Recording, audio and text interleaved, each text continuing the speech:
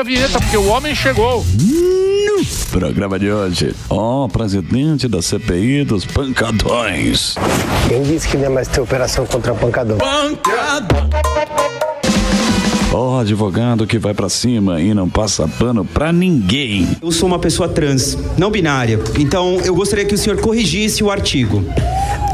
Eu sigo a gramática, então está constando Antônio, portanto é masculino. Não está constando. Uma salva de palmas.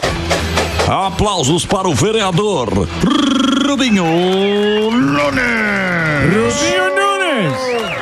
Boa, aí, ô Rubinho, ó. Tudo bem? Tudo tranquilo? Como é que tá lá? Boa tarde, Emílio. Tudo bem? Boa tarde a todos que nos acompanham. Como é que está o Adrilles Jorge? O Adrilles é sensacional. O Adrilles é 2 minutos. Passa o Réveillon com ele. O problema é que ele pode jogar uma granada em qualquer momento e explodir a câmera. Ele tá indo bem lá? Tá sendo bem? Tá brigando ou não? Todo dia. Quem brigou foi a Cubaninha. A Cubaninha brigou com quem? Brigou com o presidente do partido, no caminhão do Bolsonaro, tá sabendo? Eu vi pelas notícias. Ela disse que não foi bem assim, eu não vi a confusão. Eu vi as fofocas aí dela. O Adrilles, ele é o vereador que mais fala em plenário da Câmara. Mas se deixar, cara, qualquer oportunidade, ele fala nem que não tiver ninguém ouvindo. Exato. Deixa eu falar uma coisa. Você já estava lá, né? Já, eu fui reeleito agora. Você foi reeleito? Mandato, isso. E esses novos aí? Tá interessante, eu gostei da nova composição da Câmara. Não, é interessante, porque acho muito bonito. Antes era eu e o Holliday só, né? Aí agora fortaleceu um pouco mais na direita, mais do que o pessoal. Mas é direita ou direita é uma absoluta? Direita mais ou menos? Puro sangue ou... Depende de quem você olha, né? Tem o pessoal que é mais ou menos e tem o pessoal que é mais firme. Você tem a Sonaira, a Zoe, o Pavanato, o Adrilles, faz uma boa composição ali mais à direita que enfrenta bem o pessoal do PT e do PSOL. Então, mas vocês são caras que vieram de rede social. Vocês são cara de internet, né? Sim, essa nova leva tem muito de rede social, né? Cara que apareceu na... Todo mundo. Que não é de família. Pô, porque antigamente... o Pavanato foi o mais votado da cidade, do Brasil. Mais votado. Que também é de rede social. A rede é o melhor caminho. Não dá pra fazer campanha daquele jeito tradicional, um barrigudo com uma cesta básica. Mas vai acabar, né? Você tá... Eu tenho esperança que sim. Não, vai acabar. O barrigudo, Eles vão fazer tanta coisa. Eles vão jogar... Não. Vão jogar tanto terror na gente que a gente vai acabar. Porque a gente abre mão da nossa liberdade em nome da segurança. Certo? Exatamente. Como é que você abre mão da sua liberdade em nome da segurança? Mexer com a tua Quanto mais inseguro você se sentir na vida, mais o cara vai inventar uma história para tirar a sua liberdade. Aí você pega qualquer pesquisa hoje, segurança é o primeiro lugar. Isso eles estão fazendo no mundo inteiro, aos poucos, para tomar conta da rede social.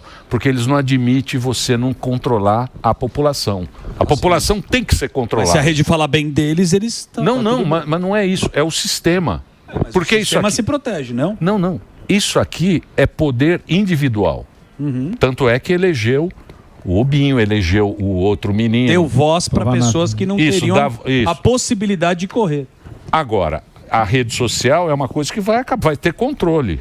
O Estado vai controlar, sem dúvida. Desde o primeiro dia de mandato do Lula, o que ele fala é em regulamentar a rede. Quando você pega o Alexandre de Moraes, o Barroso, o Lewandowski, o que eles falam o tempo todo? Regulamentar a rede. Se você pensar no Lula velho, aquele Lula antigo, era regulamentar a imprensa. Sim. Você lembra que ele falava isso? Opa. Vou regulamentar a imprensa, eu vou regulamentar a imprensa. Aí o cara fala, não, imagina, como é que você vai regulamentar? Agora ele vai regulamentar a rede. É isso aí. Mas sempre vem com medo. Né? É o medo da gente. Que vai falar. A pauta, todo mundo vai concordar que é pedofilia. Tem alguns assuntos que ninguém discute. Mas daí no meio disso, com a pauta que parece ser favorável, eles vão lá e entubam. E aí eles entubam a gente e limitam. A gente já tem limitação de rede social. Eu sofri todo mundo sofreu, por exemplo, durante a campanha do ano passado, a impossibilidade de usar o Twitter. Foi um laboratório na minha leitura para a eleição do ano que vem. Tiraram do ar por 45 dias lá. A gente não podia twittar. Eu venho de rede, foi um baque na campanha. A sorte é que tinha outros mecanismos.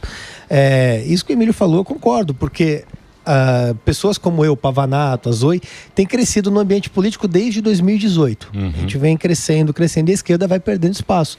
É só ver a reciclagem que teve nos quadros de esquerda, nenhum é midiático, nenhum usa rede social. A vereadora mais votada do PT é a Luna Zaratini, que é sobrinha, filha do Zaratini, não sei qual grau de parentesco, mas tem uma linhagem, foi apoiada pelo Suplicy. Então não tem ninguém que se faz sozinho pela rede na esquerda. É natural que eles queiram estrangular o nosso mecanismo de fazer campanha, de fazer a mensagem adiante. Mas foi por isso, desculpa, que na campanha da prefeitura que você fez o M, você viu o engajamento do Pablo Marçal. E qual a sua leitura depois de tudo isso, do barulho que ele fez e para o que aconteceu? Bom, a rede, ela foi o fator determinante das eleições.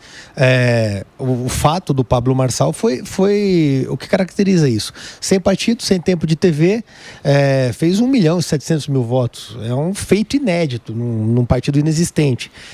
A única coisa que eu vejo similar foi o Bolsonaro em 2018, quando ele estava no PSL, que era um partido nanico, ainda um pouquinho coisa maior que o PRTB, e conseguiu o milagre de ganhar a eleição. A eleição do Bolsonaro foi uma falha do sistema. Ele mesmo foi a facada isso. também, né? Eu acho que ele ia ganhar de qualquer jeito.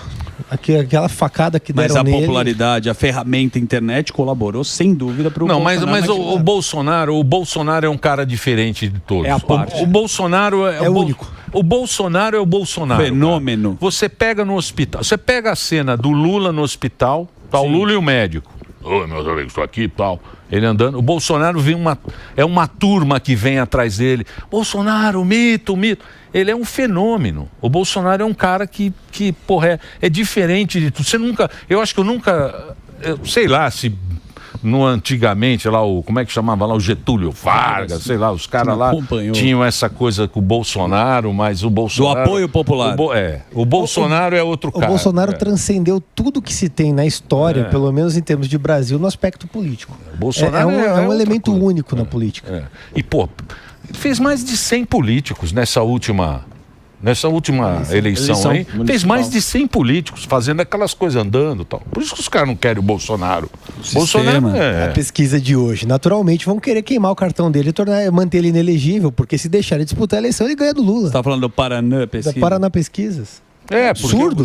O Bolsonaro é um cara diferenciado. Não tem outro cara igual ao Bolsonaro. Assim, do público, o público gosta do Bolsonaro. É adoração mesmo. Não, sim. Mas no caso, não tem o caso, só voltando, o Pablo Marçal, né? Ele acabou dando uma escorregada no final, né? Com a história do Boulos. E o cara estava indo muito bem, inclusive. Acho que foi uma aposta sua. Como é que você visualiza aqui? Aquele laudo que ele soltou na sexta-feira foi um fator determinante para ele não conseguir ter êxito na eleição. O laudo que o Pablo Marçal soltou fez o eleitor de centro, que estava inclinado a votar nele, dar um passo atrás, porque pareceu errado. E foi a rede usada contra ele naquele momento. Mas você acha que ele fez isso por quê? Porque assim, todos sabíamos que qualquer pessoa olhando um laudo daquele sabia que... Você acha que ele fez de propósito para... Ele queria, na verdade, fazer um teste para ver onde ele conseguia chegar, e aí ele falou, não, eu não quero ser prefeito, eu sei que eu consigo mais do que isso, e foi um teste, e aí no último minuto, estratégia para não ganhar realmente. Para perder de propósito? Porque assim, vamos falar a verdade. Aquele laudo ali, para você soltar um laudo daquele, sabendo, dá pra ver que aquele laudo não é um laudo de verdade, né? Eu não vi o laudo, eu tava saindo de uma agenda na zona norte de São Paulo, a minha assessoria mandou, o Pablo postou um laudo, eu olhei e falei, assim, pois ficou complicado. Eu não acho que tenha sido ele que postou, eu acho que alguém da equipe lá postou, para minha rede eu não posto, quem posta é o pessoal que trabalha comigo, mas foi um absurdo, assim, foi um erro fatal naquele momento. Você chegou a falar com ele depois sobre isso? Porque você estava, pelo menos nas redes, mostrava você próximo a ele. Depois você chegou a conversar, poxa... Eu conversei. E ele assume que foi um erro? Assume que foi um erro, que foi fatal para aquele momento da campanha. E foi mesmo. Não precisa ser um expert. Olha e fala. Você vê as pesquisas, você vê que teve uma inversão na curva de sexta para sábado após o laudo. Errou. Bom, é lógico que a gente vai ter vários assuntos, mas alguma coisa aqui em São Paulo, principalmente quem mora na Zona Leste, quem mora perto das pancadão, né? Que eles chamam de flow, é flow? Fluxo. Eles chamam de fluxo.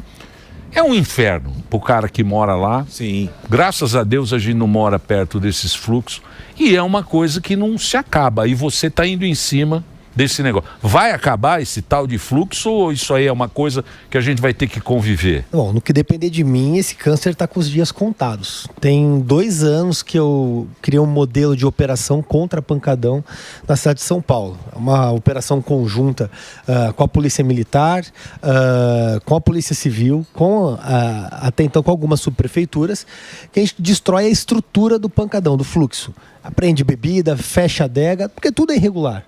O pancadão, na verdade, ele é a festa de celebração do crime organizado.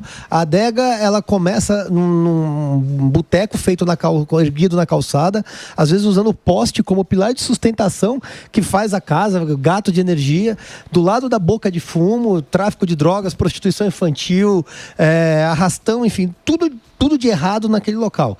É a falência do Estado. Isso começou em 2004 com a Marta Suplicy e vem se proliferando. Qualquer lugar que tem uma comunidade em São Paulo tem um infeliz, um bandido fazendo pancadão na porta da casa das pessoas. A gente criou um modelo, o Jaguaré ficou 12 meses sem pancadão, enquanto a gente tinha parceria com a subprefeitura da Lapa. A gente destruiu tudo que estava ao redor do pancadão e não acontecia mais. A gente fez em Paraisópolis, cidade de Tiradentes, Edu Chaves. Mas volta, não volta? Se você não dá continuidade, volta. A gente tem uma lógica de retornar ao local e dar mais prejuízo para os organizadores. Que a forma que tem é prejuízo para eles e tudo que apreende vai para o inquérito policial. Inclusive, agradeço o Coronel Vilariço, o Capitão Derrite, que são quem dá apoio para esse tipo de operação que a gente começou a fazer. Olha, a gente está mostrando imagens para quem está na tela. Quem está em tela está vendo as imagens aí.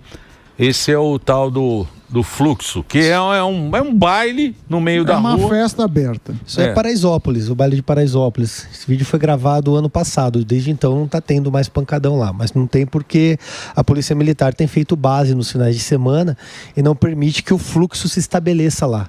Porque a estratégia da operação é a seguinte: a gente chega no local meia hora antes de começar. Tá tudo montado, as adegas montadas, o infeliz com aquele paredão de som no carro, e a gente prende tudo. É mais seguro para as pessoas do que você chegar com um caminhão tempestade, por exemplo, jogando água, e aí tem pisoteio, como aconteceu em Paraisópolis alguns anos atrás, e 2 pessoas morreram. E quais...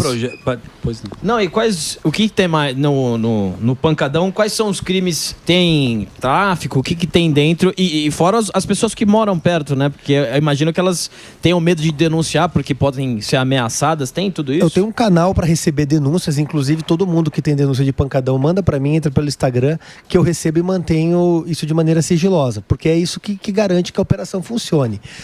Lá você encontra tráfico de drogas, sempre tem uma biqueira do crime organizado funcionando perto, lavagem de dinheiro para o crime organizado. Inclusive ano passado teve uma operação da Civil em Brasilândia, foram 42 mandados de busca e apreensão em adegas por lavar dinheiro para o crime organizado da cidade de São Paulo, prostituição infantil, e tem um caso mais absurdo que pouca gente fala, das meninas que engravidam da tábua. Menina que engravida da tábua. É bizarro. Imagina essa bancada aqui assim, aí tem 6 malandros lá com a genitália para fora, as meninas vêm de 1 em 1 e vai. Ela engravida, não sabe o que é o pai, menina de 13, 14 anos. Isso saiu agora. Roleta russa. A tal roleta russa. Nos fluxos eles chamam de tábua. Tábua. Chama tábua? Você vai na UPA, aí as meninas chegam, você engravidou de quem? Engravidei da tábua. Eu falei, que porcaria engravidar da tábua? É isso. Que coisa. Tábua Amaral. Agora sim, destrói a família, porque uma menina de 13 anos que tá lá já vem de uma família toda torta. Falta um pai, uma mãe que coloca ordem na menina. Ela engravida, aquela criança que vai ser gerada também vai sair toda com problema, enfim. O Brasil não tem jeito mesmo, né, bicho? Tá tábua. E agora tábua. Mas rolaram essa não agora. tem muito jeito. Eu vou fazer um break agora pra rede de rádio. O papo tá muito bom. A tábua. O vereador, o Instagram dele é Rubinho Nunes. É isso? Tem um ponto SF? SP. RubinhoNunes.sp, o Instagram do Rubinho, para você conhecer o trabalho dele. Eu vou fazer um break só para a rede de rádio, a gente continua nas plataformas. Vai lá, Reginaldo. E a CPI? Como é que tá o trâmite dessa CPI? Os os políticos que estão apoiando? Tem muita gente. Como é que é esse cenário aqui na Câmara? Eu pago um almoço para quem adivinhar quem foi contra. Pô, PT e PSOL foram contra, mas na semana passada, na quarta-feira, a gente aprovou a CPI dos pancadões na Câmara de São Paulo. O objetivo é investigar omissão do poder público nessas festas e também quem financia e quem lucra. A gente já sabe que é o crime organizado. A questão é que a gente vai avaliar agora a profundidade disso e criar um projeto para a cidade como um todo, visando que a prefeitura implemente para combater os fluxos. Porque tem um outro problema também, chama agente vistor. Toda subprefeitura tem um agente vistor e a função desse sujeito é ir lá fiscalizar e ver as posturas das pessoas e fechar essas adegas, que são ilegais. Se ele fecha as adegas, não tem pancadão. Acontece que a gente recebe denúncias de condutas inapropriadas desses sujeitos. Então isso vai ser investigado na CPI para ver se tem alguém do poder público, de subprefeitura, um agente vistor, lucrando politicamente ou financeiramente com os pancadões também que infernizam todo mundo a madrugada toda. Ô Rubinho, na maioria das vezes, assim, é até um clamor ali da galera do bairro, da comunidade que tenta fazer de tudo com que acabe aquilo e eles possam ter uma vida normal, né? Quando você fala assim que, instaurar a CPI, tá rolando, só que tem partidos que são contra. Qual é o argumento que eles usam para ser contra algo que é a sociedade que está pedindo para que acabe com aquilo? Eles falam que é cultura. Eles falam que é cultura da comunidade, o que é uma visão preconceituosa. Cultura, para mim, é o cara fazer no lugar certo. Fazer um pancadão é simplesmente a cultura do crime organizado. É o único lugar que o fuzil chega antes do som. É isso que acontece na comunidade. É que essas pessoas, estranhamente, sempre que você pega a canhota, de alguma maneira eles estão trabalhando com a bandidagem. E aí, para eles é interessante porque eles ganham eleitoralmente com esses fluxos dos organizadores. Você chega lá, cara, depois de maconha e cocaína, a única droga que eu mais vejo lá é bandeira do PT. Colado em todo lugar. Mas você quer outra coisa que é muito complicada, porque hoje em dia, que nem a gente fala, não, eles vendem droga, vendem maconha, vendem cocaína e levam um mau exemplo, é o pancadão. Esses caras estão tomando o território. Teve agora no Rio de Janeiro, o cara fechou a água. Ele fechou a água do bairro e falou, cada um vai ter que resolver. Eu sou dono da água desse negócio aqui. Não pagar uma bola. Se não pagar uma bola, se não fazer o que eu quero, eu sou dono da... E é para isso que a gente está indo. Você vê lá no Nordeste, o cara pegou a cidade para ele. Falou, vocês vão embora da sua casa, agora é nosso esse negócio aqui. Meu, isso aí, cara, isso aí é o fim do Brasil. É o fim do Brasil. E esses caras estão dominando. Né? Preso nenhum tá preso. Rio de Janeiro um dia começou igual é hoje. Isso aí, a gente fez uma começa aí no fluxo. A gente fez uma operação do Edu Chaves, Emílio. Era 4 da manhã, a gente apreendeu uma moto lá, que o cara tava dando grau. Ele tinha roubado, a polícia puxou, a moto tinha sido roubada às 2 da tarde, perto de Guarulhos. Aí à noite o cara tava no Edu Chaves empinando a moto, estourando ela. A gente conseguiu devolver, o cara foi às 3, 4 da manhã lá com a gente, pegar a moto já e fazer os trâmites para reaver. Mas é isso, os indicadores apontam que onde tem pancadão, nas imediações no dia aumenta o número de roubo de carro e veículo, porque o cara vai ostentar com o que ele roubou no fluxo. E aí eles ficam empinando, destruindo moto. Eu recebi denúncia de um cara que tem uma daquelas motos grandonas, assim, quase 200 mil a moto. E os caras simplesmente estavam destruindo ela em Cidade Tiradentes. Até o fim de tacar fogo na moto. Mas qual que é a alternativa? Porque no passado o político dava um campinho de futebol. Depois até político dá. E essa moto ninguém pega. Aí, quando você para na rua aí, a polícia tá pegando o motoqueiro que é do rap, lá o motoqueiro trabalhador. O trabalhador que esse aí a polícia para e prende a moto. Essa aí ninguém pega. Ninguém pega. Mas voltando, se precisa pegar lá, viu, Rubinho? Nós vamos cobrar de você, hein? Me ajuda aí, velho. Eu sou do nosso. Mas qual que é nós vamos cobrar de você. Vai ter que acabar. Não é, Dedê? A mãe do Delari lá, ela sofre. Ela é motoqueira. Ela tava entregando pizza. Sofre com o Delari. Lá na cidade Tiradentes, né? Pediu iFood. Barro Branco. A mãe do Delari Onde é? Barro Branco. O Barro Branco nem o Waze chega. Pô, mas a gente foi lá fazer o Waze reza. Então, os caras... Você está entrando no Barro Branco. Ave Maria, cheia de traço. Estamos de volta aqui na programação da Jovem Pan. Hoje, Rubinho Nunes aqui nas redes sociais, rubinhonunes.sp. Posso? Não, então, claro. Deixa ele terminar. A minha pergunta é, qual é a alternativa para entretenimento na comunidade? Porque a gente sabe que eles davam um campinho, depois próprios políticos, eles dão esse sistema de som, equipamento. O que dá para fazer lá? Bom, pra galera que quer ouvir essa porcaria, é criar uma arena de funk. onde eles possam ir lá com controle de acesso, ouve o que eles bem entenderem. Eu não sou fiscal de cultura. Desde que eles ouçam num lugar adequado, sem armas, sem drogas, sem vender bebida para menor, sem vender bebida falsa. Tem que ser criado. Isso é uma política pública. Tem espaço. Você pode fazer Interlagos, por exemplo. Baile. Faz baile, pô. Salão de baile. Legal, mas tem um salão, você tem um salão, você escreve lá. Salão de baile, funk com tábua, meninas na tábua. Fechado. Fechado. O cara entra lá, paga o ingresso. Aí ele entra, vai lá no salão. Agora, no meio da rua, tá errado, cara. Com maior de idade, sem criança tá no lugar. Agora, o problema é que eles querem fazer no meio da rua porque eles falam que a cultura é fazer isso lá. É legal que você chega com a polícia, algumas pessoas saem na porta e começam a bater palma. Assim, é impressionante isso. Na semana passada... Morador. Aí é o trabalhador, o cidadão decente. Que é isso que eu falo que a esquerda é preconceituosa. Eles falam que é a cultura da comunidade. Pô, tem trabalhador, gente honesta, um monte de gente decente que mora lá, que tem medo porque os criminosos vão perseguir quem de alguma maneira reclama. E ainda fala que a esquerda ainda fala que é a favor do trabalhador, né? Os caras não conseguem dormir, não faz nada. E eu queria mudar um pouco o tema aí, eu queria falar da Cracolândia. Porque você denunciou, né? A Craco Resiste. Eu queria saber aonde que chegou isso daí e queria saber o que está sendo feito na Cracolândia, porque, mais uma vez, voltar a falar dos trabalhadores. Porque na região da Cracolândia, quem mais sofre é o morador, que desvaloriza a casa, que vai vende muito abaixo do mercado por conta da desvalorização. Queria saber a respeito da Cracolândia, como que anda isso daí.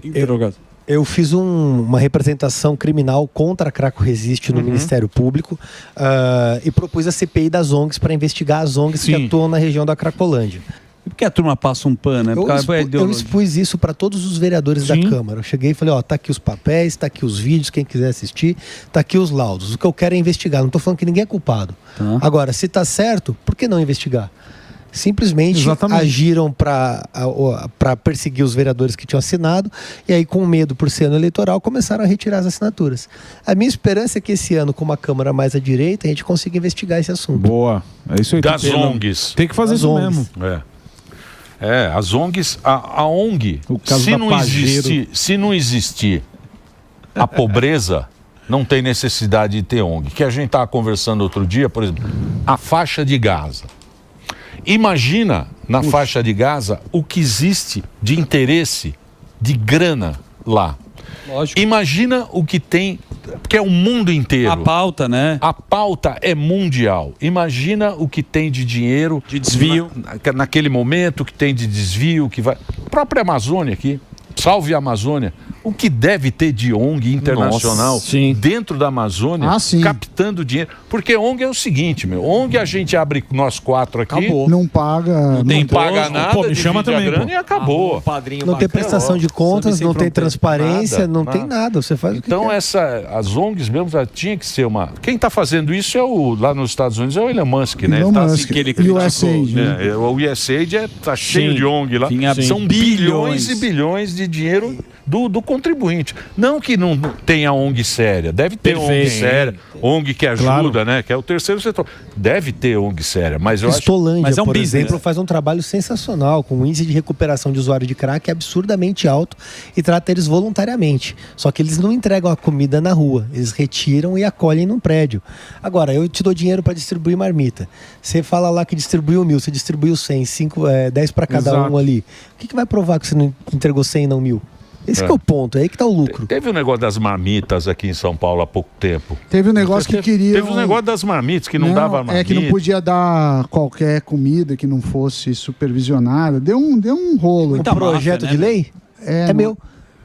É o PL das marmitas. A ideia era justamente essa, organizar a distribuição de marmitas para que essas pessoas não comessem na sarjeta, que não tem dignidade de comer na sarjeta, fosse para uma tenda onde elas fossem acolhidas por um assistente social, passado por uma triagem, e aí essas pessoas poderiam, se quisessem, ir para um tratamento ou voltassem para a rua, mas todo dia, quando elas fossem se alimentar, ia ser oferecido tratamento para elas, para tentar acolher e retirar, ou se a pessoa não é de São Paulo, poder voltar para a casa dela, ou ter um emprego. Só que aí, novamente, houve um massacre da imprensa para atacar esse projeto de lei também. É um assunto que ninguém resolve, né? Ninguém resolve. Sempre a discussão fica na discussão. Sempre fica uma discussão, sempre fica essa história e ninguém resolve.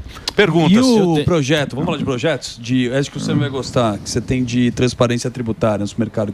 Qual que é a ideia? Não, é simples. Na cidade de São Paulo, todos os produtos que forem expostos nos supermercados, constar qual o valor dos impostos. Porque a gente paga imposto, mas quando a gente não vê, não sabe, não dói. Ah, tá caro. Tá caro por quê? Porque você tá comprando um pão e deixando 2 ali pro Estado. É um projeto bem simples para dar transparência. Na prateleira. Na prateleira. Você vai ver lá, não é na nota, ninguém olha a nota. Sim. Você compra e joga fora. Mas na prateleira tá R$10, você tá pagando 6 de imposto, 4 é o preço do produto. É pra ficar lá na prateleira. Pra ficar na prateleira. Pra gente ficar puto. O cara vai comprar, ele vai ficar puto toda vez. Você pressiona, pelo filha da mãe do presidente ladrão. Taxadinho gaúcho. Exatamente. Taxadinho gaúcho não vai gostar muito. Não, e tem um agravante que aqui, cada produto tem uma alíquota, é um inferno. Não é que assim, todos os alimentos têm a mesma alíquota. Rubinho, você foi um dos fundadores do MBL, acho que você foi 8 anos e saiu. E a gente viu várias pessoas, o Holliday, acho que o próprio Pavanato, saindo do MBL. Teve algum motivo principal dessa saída ou foi uma coisa cada um por um Eleição em 2022. Eu resolvi apoiar o Bolsonaro. Aí eles optaram pelo caminho do voto nulo, então a saída foi a via mais adequada. Eu segui meu caminho com as minhas convicções, o que pra mim também me pareceu melhor. Fez o L embaixo da mesa? Eu? Não, você não. Jamais, pô. Você viu quem se arrependeu? Quem? O Amolindo. Amolindo faz tempo. Sim, não. O Chapolin arrependeu? O Amolindo. Ele não concorda com as políticas. Ele acha que é um bom caminho, né? O Amolindo ficou falando um tempo, lembra? Falava bonito. A gente lembra, a gente tava aqui. Ele lá passeada. Agora, essa semana saiu que o Amolindo falou que... O que ele falou? Tá aqui, ó. O caminho que tá sendo... Não, ele tá muito chateado. Ele acha que não vai dar certo. Ele acha que não vai dar certo. Ele falou que o governo faz um trabalho medíocre. Isso. Agora? Agora ele percebeu. É a Bela Gil e Cuba. Do quinto mandato do PT sucessivo aí. Chama o governo de medíocre. O Amolindo. Tá parecendo a Bela Gil com Cuba. Descobriu isso agora. Nossa, parabéns, Amolindo. É que o sentimento aqui é ruim. Mas é um pobre. Acho que ela não descobriu. Ela tá preocupada com o sentimento, né? O sentimento dela em Cuba. É o rico trans. Então, mas você sabe que esse papo da esquerda não pega mais, né? O papo da canhota, ele não pega mais nas pessoas. Não tem a força, mas porque é muito tempo na mesma conversinha. Mesmo disco. Proletário. O mesmo disco. Que já deu errado. Que é o opressor e o oprimido.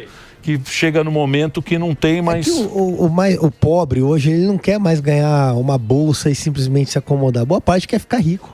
A questão é que os políticos têm medo de falar de prosperidade. Você já reparou que historicamente vamos trabalhar para os mais pobres? O mais pobre. E vai fazer o que para eles? Dar uma cesta básica e manter eles refém pelo estômago? Não, cara, vou te dar condição para você empreender, você vai prosperar e você vai ficar rico. Eu tenho que tirar essas pessoas da pobreza. Mas a elite hoje, a elite é canhota. Isso. Infelizmente. Então, a elite é canhota. E o fenômeno do Bolsonaro, o Bolsonaro é o cara que representa o povão. Isso, a massa. A massa escolheu o Bolsonaro. Aqueles caras que vão no hospital, mito, aquelas fotos, cara, celular ruim.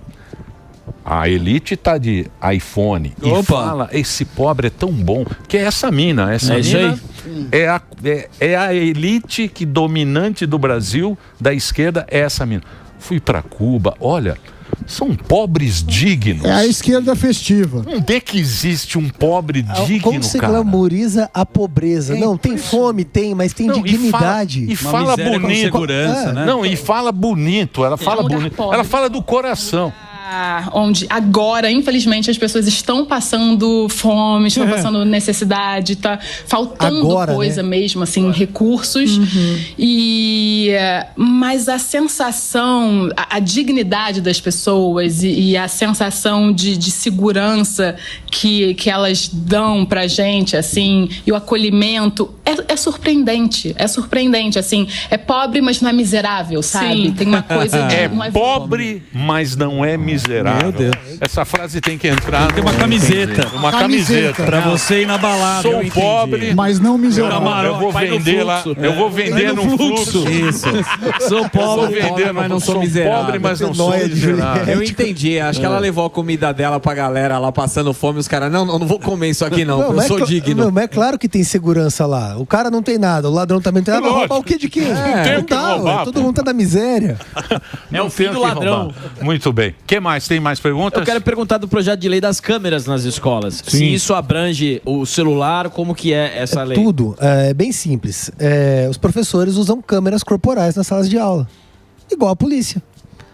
Para evitar justamente doutrinação ideológica, segurança para o bom professor e segurança para os alunos. Acontece que a esquerda quer tanto câmera nas forças policiais, nada mais justo do que um policial um professor utilizando câmera corporal na sala de aula para evitar a doutrinação ideológica. Porque a segurança é importante, eu concordo, só que a esquerda só pensa na segurança do criminoso, não da vítima.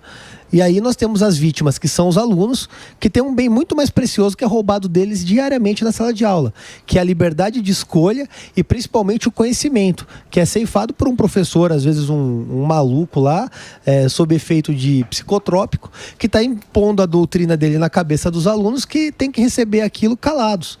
Então, de um lado a esquerda fala tanto em liberdade de cátedra, para evitar que se tenha câmera em sala de aula. A minha proposta é, além da câmera em sala de aula, que eu tenho também, mas que os professores utilizem desse mecanismo para que, caso haja uma denúncia apresentada por um aluno, uma reclamação de briga, de abuso, de qualquer coisa, possa se averiguar o que efetivamente aconteceu dentro da sala de aula. É um projeto que eu acho que pode revolucionar a forma que a educação acontece na cidade de São Paulo. Projetos polêmicos, né? Tem vários. Mexendo no vespeiro. Pô, Rubinho, obrigado por você ter vindo aqui. Espero que você volte mais vezes aí para trazer pra gente as informações aí diretamente de São Paulo, que é a maior cidade aqui do Brasil, né? E tem muita coisa para se resolver, né? São Paulo não é fácil. É uma paróquia difícil, São Paulo. Exato, né? Era para ser o exemplo do país. Eu estou tentando, de alguma maneira, que volte a ser isso. Mas, Emílio, obrigado a todos pela oportunidade. É um prazer estar com vocês aqui. Valeu, garoto. Obrigado aí. Ó, para você seguir o Rubinho, entra lá nas redes sociais, que é @Rubinho Nunes, vereador de São Paulo. É rubinhonunes.sp, vereador de São Paulo. Obrigado, Rubinho.